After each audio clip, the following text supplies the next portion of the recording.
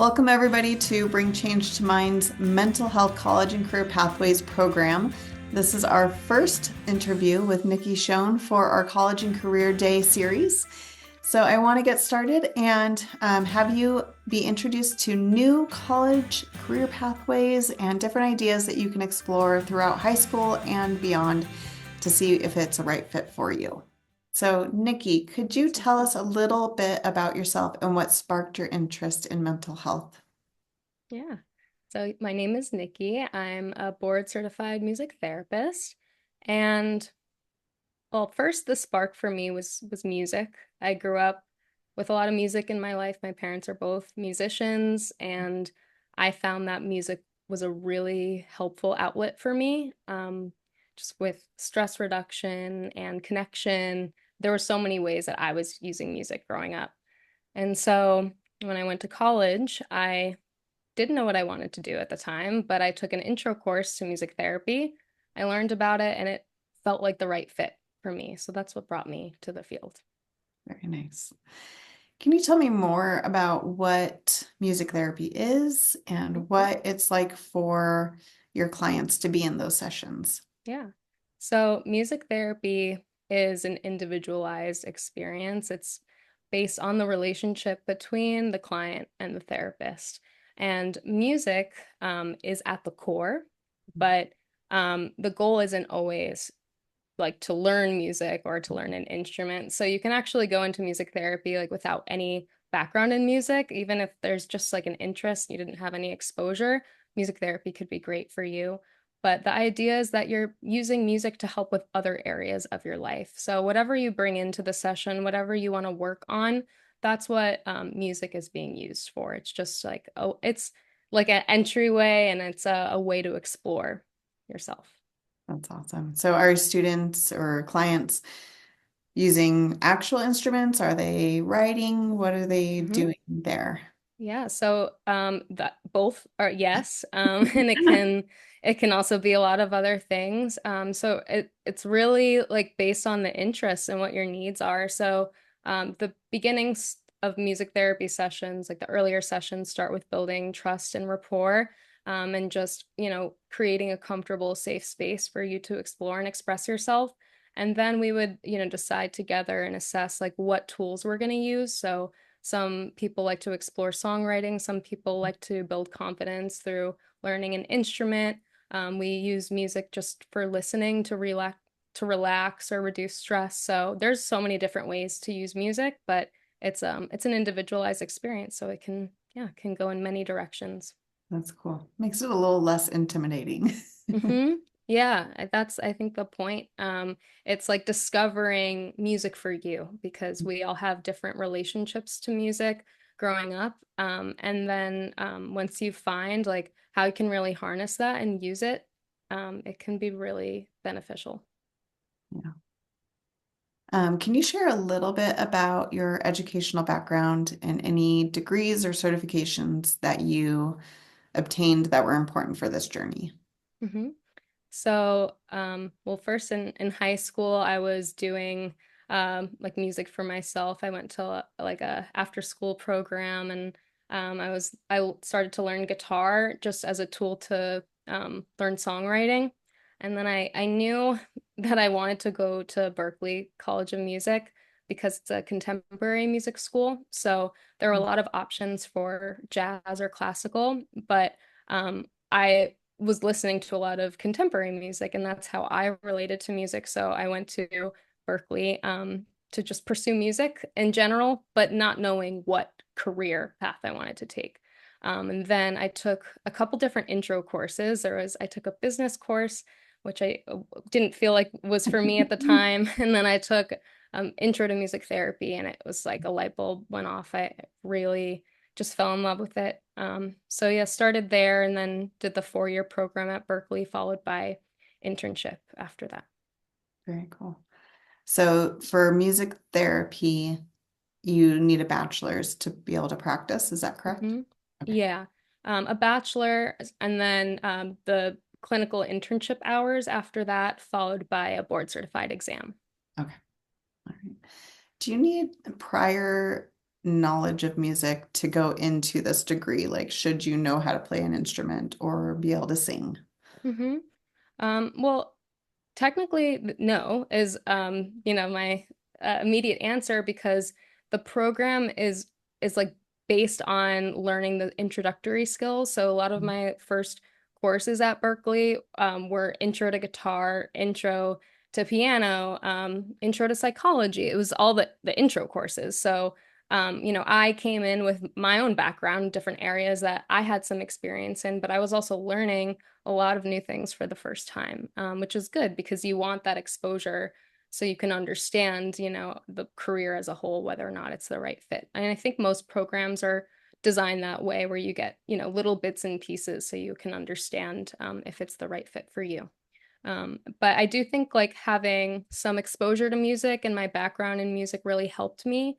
It just was a good tool for me. So if someone was interested in music therapy, I would, recommend exploring your relationship to music first and maybe exposure to guitar because I use guitar a lot in sessions. So, I think that's good for like people like me who are late bloomers to know like, oh, I didn't miss the boat because I didn't start playing piano when I was 3. no, I yeah. can start exploring now to prepare myself for a potential career. So that's pretty cool. Definitely. Also, like you're always learning new things. So I'm still working on different skills. Like even though I've been working as a music therapist for 10 years, I'm still learning new skills. And then when you work with someone new, you might learn a new skill just to work with that person. So I think being open to the idea that you're constantly learning, it takes the pressure off, and it also is like it's just the truth. It's, the roads can turn, and just be open. That's awesome. Um, what roles and positions have you held in the mental health sector or even before that helped prepare you for this current position? Hmm. So yeah, I'll start with the before. Mhm. So yeah, interestingly enough, like I was doing a lot of babysitting, like in high school. It was one of my earliest jobs, was babysitting, and that ended up helping me a lot, in music therapy because it was a way for me to understand like my relationship to other people. So to understand, my relationship to kids and how to, speak their language, how to support them. And then with the parents as well, because there's a lot of parent communication, when you work in a mental health position. Um, with kids. So just learning how to communicate with parents, how to create boundaries. Some of my earliest conversations about money came up from babysitting. So for me, it was the music background and yeah, and babysitting that helped prepare me for the position. And those could be tough conversations to navigate, like boundaries with parents Oh and yeah. money, especially, is a tough conversation. It's awkward. Yeah, Nice yeah. that And you it, had it that still it practice. still can be. I think yeah, it's learning your relationship with those conversations and maybe any feelings that you have that, might be coming up. I think understanding that first is really important and can help prepare you for those big conversations. Yeah, thank you for sharing that. Um, Out of curiosity, do you work with students who have special needs, or does music therapy benefit them in any particular way? Yeah. I work with a lot of children with special needs. Specifically, I have like a lot of background working with children on the autism spectrum. And music has been such like a powerful tool. Um, just because it can open like so many different doors for communication. And we all have different ways of expressing ourselves. We have different abilities, and music can be an avenue to express yourself in different ways, like whether or not it's, without words, just through sound, just, showing an emotion like on the drum, um, or like writing without speaking. There's just like music is just such an important tool, and it can be really accessible. I think that's what music does. It's like inclusive, it's a universal language, so it's for everybody. Yeah. So to share, my daughter is on the autism spectrum. She's 15, but anytime music is on, she can't help but like start Mhm. dancing, no matter Yeah. what type of mood she's in. So I can only imagine your sessions might turn into just dance parties. Yeah, yeah, that's amazing. It's like really powerful how music is just like within ourselves and it brings out that part of ourselves and can emphasize like whatever emotions you're feeling, whether or not it's that like happiness or sadness, the way we move our body and the way we experience it is a reflection of like what's inside. Yeah, that's great.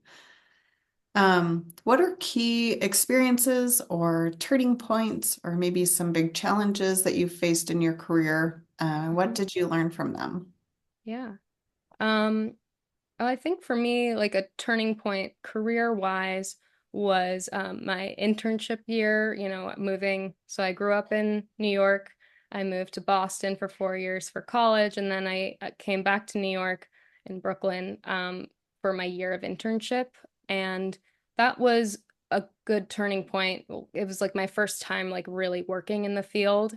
Mm. And also like where I met a lot of other therapists and made connections that led to a lot of different jobs. So, I just recommend like being really like open and easy on yourself during those like early years of trying something new, because you never know like what path it could lead to. Mhm. Um, so yeah, and I think that is like also like a challenge, like maybe just like early feelings of doubt and like not knowing how to do something and um that can have like a really big impact on like how you feel about yourself. So I think like looking back, I wish I could like have told myself like it's okay to just to learn and to make mistakes because like everyone else is learning too. It's yeah, it can be isolating to put that type of pressure on yourself. Yeah, when you first stepped into your internship, were you kind of like in panic mode, like I don't know what I'm doing here? Mhm. Oh yeah. Yeah. Yeah, a lot of feelings of like self-doubt came to the forefront. And also like that imposter syndrome, Yeah. it's like, Yeah. do I deserve to be here? Like, should I be here? Am I qualified Mhm. to be here? A lot of those feelings came up and they still can. Like even after you've had years of experience, it's just a normal Mhm. feeling. But like, you're here trying your best. You got to find that voice inside your head that's like on your side, and Mhm. it does exist. So, yeah, I totally can relate to all of those feelings. Yeah, I'm relating right now. I never thought I would be doing like mental health video series or Mm, podcasts or hosting things. So now I'm like dealing with that yeah, imposter syndrome, but I'm like, just do it and maybe one day it'll feel like you do belong here. that's exciting. Yeah, Yeah. I think trying something new is like such a freeing experience, and it can lead to like so many new opportunities. So, And new yeah, connections, which is yeah, something I love. exactly. Yeah. So getting a little bit more personal, what tools or strategies do you use from music therapy in your own life? Yeah. So it's interesting. I think I like have been in like work mode for the last like 10 years as a music therapist and just really focusing on how to help other people through music. And I think at some point I realized I kind of lost touch with my relationship to music, which is what brought me to the work in the first place.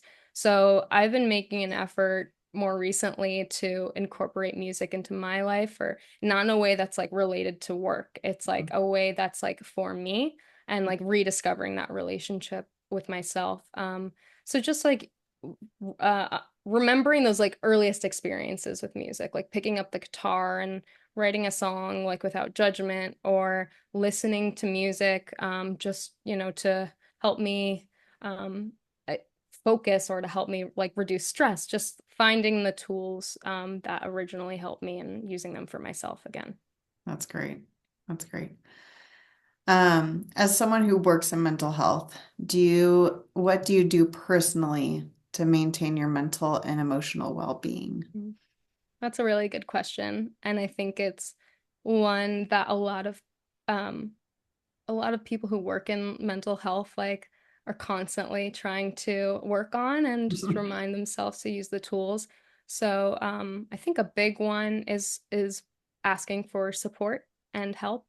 and remembering that I'm not alone, because when you work in mental health, it can feel really isolating, and it can also feel really overwhelming, when you're helping people constantly. But I felt like if I wasn't taking care of myself, I had just like less energy to give to other people. So finding time like every day to take care of myself.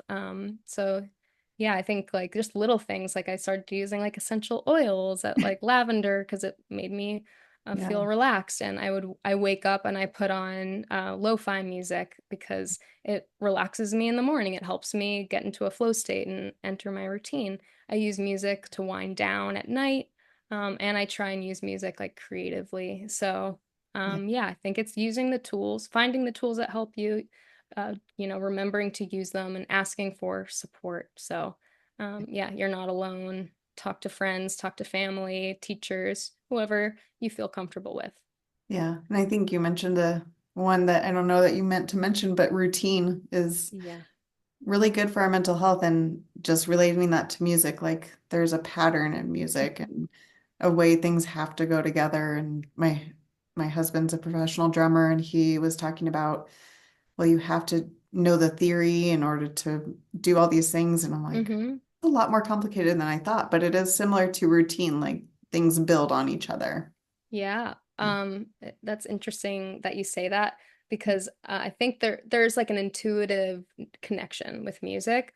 And a lot of that has to do with the like brain activity and our relationship to rhythm. So like when we're, in the womb, like we're experiencing sound for the first time and rhythm and it's within us, like within our heartbeats and the gait of our walk. So tapping into that is just such a like a useful, powerful tool for all of these routines and daily activities that we engage in constantly.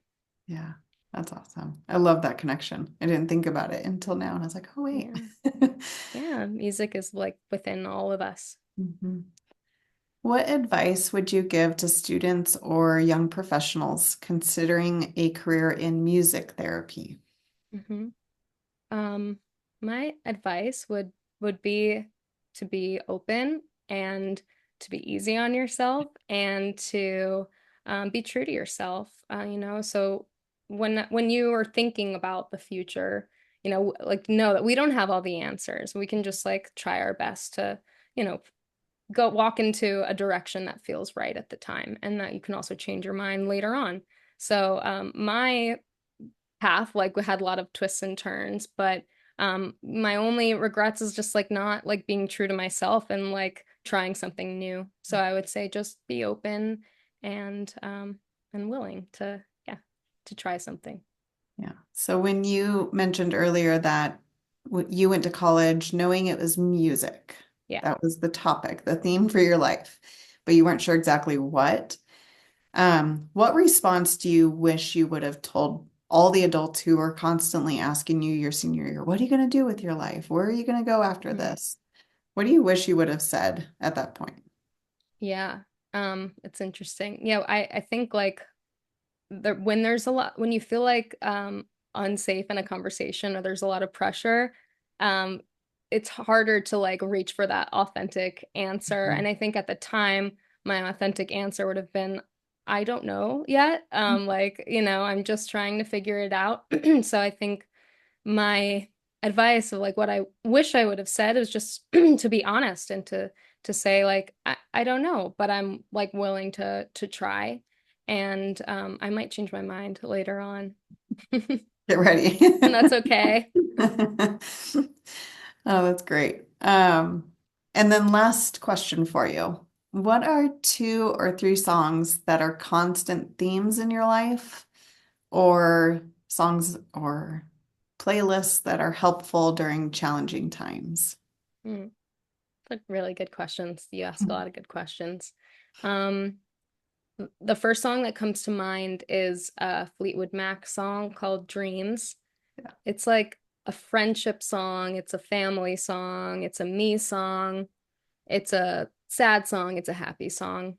I really like Fleetwood Mac, but specifically that one I just love. And also one of my like earliest memories of connecting to other people through music is through that song. There's like beautiful 3-part harmony in the chorus, and I was working with two like wonderful female vocalists at the time, and we each did the 3 parts, and just I could like I just have the chills thinking about that moment You right now. record it? uh, I don't think we have the recording. It was like one of those just like in the moment Mm. feelings, and but I remember it forever. So that song, I always reach for it. My other thing would be a playlist. I really discovered that lo-fi music works really well for me. I also love brown noise too, and use that for studying and for sleep. But lo-fi, when I was studying for the board certified exam, I started using it to reduce my stress. I had a lot of anxiety around test taking, and I needed tools to help myself. And um, I found lo-fi. I think maybe my sister, she's a clinical psychologist, she recommended it to me at the time. And I put it on in the background, and it just once I start working, I just enter this a flow state, and it really helps reduce my anxiety. So chill lo-fi study beats. That's my recommendation. It's a great Spotify playlist for studying and for relaxation. So for newbies like me who Hmm. just learned of this last night, what Yeah. is brown music? Yeah, so a lot of people know about white noise. Yeah. And white noise has, it's known to have all these benefits like for sleep and for stress reduction. And you might associate like babies listening to white noise, fall asleep to white noise. But a lot of people don't know that there isn't just white noise. There's actually like a whole color wheel of music. And it's based on sound frequency. So white noise is like an even distribution of all the sound frequencies. So that's why it kind of sounds like static sometimes, Yeah. or that high pitched shrill noise. It might not be for everyone. It's not for me. So I like brown noise. Brown noise is the lower frequencies, so it sounds deeper. Maybe it sounds like an airplane, or like that rumbling, like thunder. When you listen to it, people can explore and see what comes up for them. But I find it to be really relaxing. Relaxing. I like the deep, low frequencies. Thank you for explaining that. I think that Hmm. is new information for a lot of people. Hmm. Thank you, Nikki, for being with us today and sharing kind of your journey and career exploration and all about music therapy. So everyone, if you want to connect with her moving forward, her practice is Music Therapy Nikki. And I will link her socials and her website to this episode, so you'll feel free to reach out to her as well. The activity that is going to be linked with this will be posted near this video somewhere on the website or the portal or the podcast. So please go through that with your club mates, your school, whoever you want to work on this with. But there's going to be a whole experiential podcast list of songs that you can try and see how you relate with them personally. And Nikki's going to help me to design that. So we hope you love it. We hope that you give us some feedback and some comments on here on what you experienced and maybe what works well for you, so that other people can learn and enjoy as well. So thank you all for being with us today. I really appreciate it, and we'll see you next time. Thank you.